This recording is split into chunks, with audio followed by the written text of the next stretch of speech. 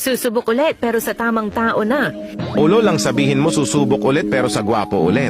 Tapos pag nasaktan ulit, susubok na naman ulit ng gwapo, subok lang ng subok hanggang sa ang pukilya ay malaspag. O ano, masakit ba? Putang ina, mas masakit kayo. Kahit na ilang ulit na kayong niloloko ng mga gwapo, hindi pa rin kayo tumitigil magpakasta. Mga pakasta. Tapos pag sinabi naming mga pangit na dito na lang kayo, sa amin pangakong hindi kayo masasaktan. Anong ginagawa nyo? Kami naman ang sinasaktan nyo. Para ano? Para makaganti kasi linoko kayo ng kapwa naming lalaki? Putang ina nyo pala eh.